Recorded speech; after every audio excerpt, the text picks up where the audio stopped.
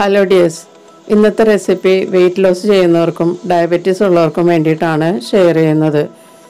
ഇത് ഓട്സും മില്ലറ്റും കൊണ്ടാണ് ഉണ്ടാക്കിയിരിക്കുന്നത്. എളുപ്പത്തിൽ ഉണ്ടാക്കിയെടുക്കാം.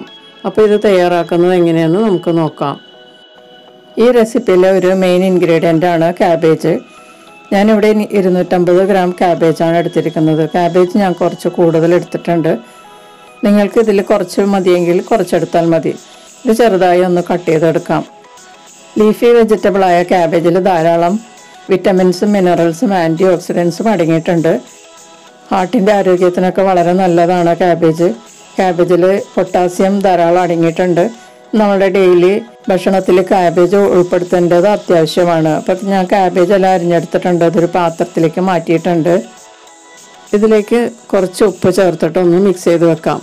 എന്നിട്ട് 10 മിനിറ്റ് നമുക്ക് മാറ്റി വയ്ക്കാം. അപ്പോൾ ഇതിൽ നിന്നുള്ള വെള്ളമൊക്കെ ഊറി വരും. നമുക്കിത് പിഴിഞ്ഞെടുക്കണം. അപ്പോൾ അതിന് വേണ്ടി ഈ ഉപ്പുമായിട്ട് നല്ലതുപോലെ ഒന്ന് മിക്സ് ചെയ്തതിന് ശേഷം നമുക്കിത് മാറ്റി വയ്ക്കാം. ഇനി ഞാനൊരു മിക്സിയുടെ ജാർ എടുത്ത് വെച്ചിട്ടുണ്ട്. ഇതിലേക്ക് 1/2 കപ്പ് അളവിൽ ഫോക്സ്ടെയിൽ മില്ലറ്റാണ് എടുത്തിരിക്കുന്നത്. ഇതൊന്ന് പൊടിച്ചെടുക്കാം.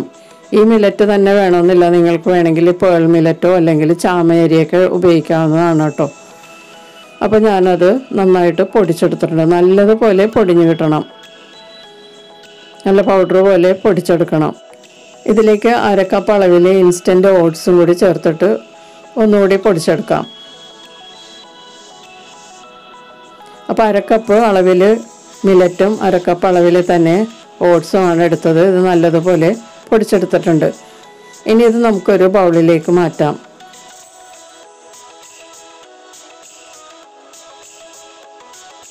ഇപ്പോൾ പൊടിച്ച മില്ലറ്റും ഓട്സും ഒരു ബൗളിലേക്ക് ഇട്ടതിന് ശേഷം ഇതിലേക്ക് വളരെ കുറച്ച് ഉപ്പ് ചേർത്തൊന്ന് മിക്സ് ചെയ്യാം. ഇനി ഈ പൊടി ഒന്ന് നനച്ചെടുക്കാം. ഞാൻ 1/2 കപ്പ് നേരിയ ചൂടുള്ള വെള്ളമാണ് എടുത്തിരിക്കുന്നത്. അത് കുറേശ്ശെ ചേർത്തിട്ട് നമുക്കൊന്ന് ഇത് കുഴച്ചെടുക്കാം. കുറച്ച് കട്ടിയുള്ള ബാറ്ററിൽ നമുക്ക് കുഴക്കാം. ഇപ്പോൾ 1/2 കപ്പ് വെള്ളം മുഴുവനായിട്ട് ഞാൻ ഇതിലേക്ക് ചേർത്തിട്ടുണ്ട്. അപ്പോൾ ഇതുപോലത്തെ ഒരു ബാറ്ററാണ് കിട്ടിയിരിക്കുന്നത്. ഇതിനി നമുക്ക് 10 മിനിറ്റ് റെസ്റ്റ് ചെയ്യാൻ വയ്ക്കാം. അപ്പോഴേ ഇതിൻ്റെ കറക്റ്റ് കൺസിസ്റ്റൻസി അറിയാൻ പറ്റുള്ളൂ. ഈ സമയത്ത് നമുക്ക് ക്യാബേജ് ഒന്ന് പിഴിഞ്ഞെടുക്കാം. ഇപ്പോൾ ക്യാബേജ് നമ്മൾ ഇട്ടതിലും പകുതിയായിട്ട് കുറഞ്ഞിട്ടുണ്ട്. ഇനി നമ്മൾ കൈകൊണ്ടൊന്ന് ഇത് പ്രസ് ചെയ്ത് പിഴിഞ്ഞെടുക്കാം. അപ്പോൾ ഇതിൻ്റെ ക്വാണ്ടിറ്റി കുറച്ചുകൂടി കുറയും. അപ്പോൾ ഇതുപോലെ നമുക്ക് ഈ ക്യാബേജ് എല്ലാം നല്ലതുപോലെ ഒന്ന് പിഴിഞ്ഞെടുക്കാം. ഇതോടൊപ്പം ഈ ചാനൽ ആദ്യമായി കാണുന്നവരും ഇതുവരെ സബ്സ്ക്രൈബ് ചെയ്യാത്തവരും സബ്സ്ക്രൈബ് ചെയ്തൊന്ന് സപ്പോർട്ട് ചെയ്യുക. അതിനടുത്ത ബെല്ലൈക്കൺ എനേബിൾ ചെയ്ത് എൻ്റെ അടുത്തടുത്ത വീഡിയോസ് ഉറപ്പുവരുത്തുകയും ചെയ്യുക. ഇപ്പോൾ ക്യാബേജ് എല്ലാം നല്ലതുപോലെ പിഴിഞ്ഞ് വേറൊരു പാത്രത്തിലേക്ക് ഞാൻ മാറ്റിയിട്ടുണ്ട്.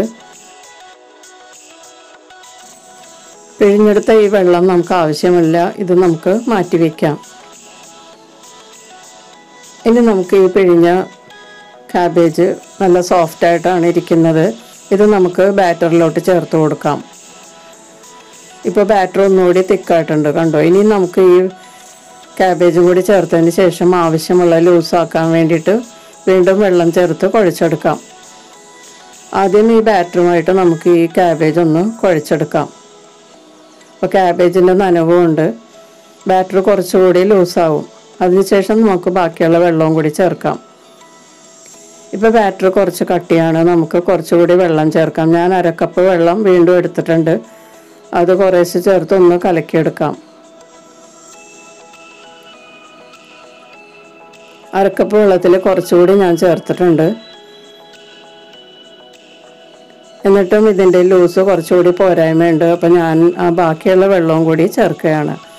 അപ്പോൾ 1 കപ്പ് വെള്ളമാണ് മൊത്തത്തിൽ നമ്മൾ ഇത് കലക്കിയെടുക്കാനായിട്ട് ചേർത്തിരിക്കുന്നത്. ഇനി എല്ലാം കൂടി നല്ലതുപോലെ മിക്സ് ചെയ്തെടുത്തതിന് ശേഷം നമുക്കിത് കുക്ക് ചെയ്തെടുക്കാം. ഇപ്പോൾ നല്ല പാകത്തിലായിട്ടുണ്ട്, ലൂസൊക്കെ കറക്റ്റാണ്. നമ്മളിതുകൊണ്ട് ചെറിയ ചെറിയ പാൻ കേക്കാണ് ഉണ്ടാക്കുന്നത്. അപ്പോൾ ബാറ്റർ കുറച്ച് കട്ടിയിലാണെങ്കിൽ ഭയങ്കര ഹാർഡായിരിക്കും. ഇനി ഒരു ദോശത്തവ നല്ലതുപോലെ ചൂടാക്കിയതിന് ശേഷം ഇതിലേക്ക് കുക്കിംഗ് ഓയിൽ ചേർത്ത് കൊടുക്കാം. കുറച്ച് ഓയിൽ ചേർത്താൽ മതിയാകും. ഇനി പാനിലേക്ക് ഓരോ തവി വീതം ഈ നമ്മൾ കലക്കി വെച്ചിരിക്കുന്ന ബാറ്റർ ഒഴിച്ചു കൊടുക്കാം. എന്നിട്ട് ഇതൊന്ന് ഷേപ്പ് ചെയ്ത് കൊടുക്കാം. ഒരു പാനിൽ നമുക്ക് 3 എണ്ണം വീതം ചെയ്തെടുക്കാം.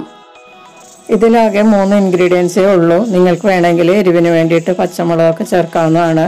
മല്ലിയില പൊടിയായി അരിഞ്ഞ് ചേർക്കാം. പിന്നെ ബ്രേക്ക്ഫാസ്റ്റിനാണെങ്കിൽ നമുക്ക് മുട്ട കൂടി ചേർത്ത് ഉണ്ടാക്കാം. അപ്പോൾ വെള്ളം അതനുസരിച്ച് ചേർക്കണം. 3 മിനിറ്റ് മീഡിയം ടു ലോ ഹീറ്റിൽ ഇത് ഫ്രൈ ചെയ്തതിന് ശേഷം മറിച്ചിടാം. വേണമെങ്കിൽ നിങ്ങൾക്ക് കവർ ചെയ്ത് വെച്ചിട്ടും കുക്ക് ചെയ്യാം കേട്ടോ. ഇത് മറിച്ചിട്ടതിന് ശേഷം താല്പര്യമുള്ളവർക്ക് വേണമെങ്കിൽ കുറച്ച് എണ്ണ തൂവി കൊടുക്കാം. അപ്പോൾ അടുത്ത പുറവും നല്ലതുപോലെ ഒന്ന് ഫ്രൈ ആയി കിട്ടും. എണ്ണ ഉപയോഗിക്കാൻ പറ്റാത്തവർക്ക് അത് ഉപയോഗിക്കണമെന്നില്ല. ഇങ്ങനെ തന്നെ വെച്ച് ഫ്രൈ ചെയ്തെടുത്താൽ മതി. 3 മിനിറ്റ് തന്നെ താഴെ ഭാഗവും ഫ്രൈ ചെയ്യുക. 2 പുറവും നല്ലതുപോലെ മുരിഞ്ഞതിന് ശേഷം നമുക്കിത് പാനിൽ നിന്നൊരു പാത്രത്തിലേക്ക് മാറ്റാം.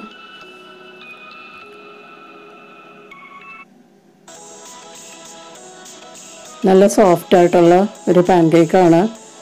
നിറയെ ക്യാബേജാണ്. വളരെ ഹെൽത്തിയാണ് ക്യാബേജ്. നമ്മളുടെ ഭക്ഷണത്തിൽ ഡെയിലി ഉൾപ്പെടുത്തേണ്ടത് അത്യാവശ്യമാണ്. ക്യാബേജ് കുട്ടികൾക്കും വളരെ നല്ലതാണ്.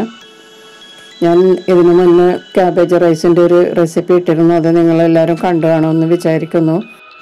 ഇപ്പോൾ പാൻ കേക്കിൻ്റെ 2 സെറ്റ് റെഡി ആയിട്ടുണ്ട്. ഇനി ലാസ്റ്റായിട്ട് 2 പാൻ കേക്കും കൂടി ഉണ്ടാക്കാനുള്ള ബാറ്റർ ഉണ്ട്. അതും കൂടി നമുക്ക് തയ്യാറാക്കിയെടുക്കാം.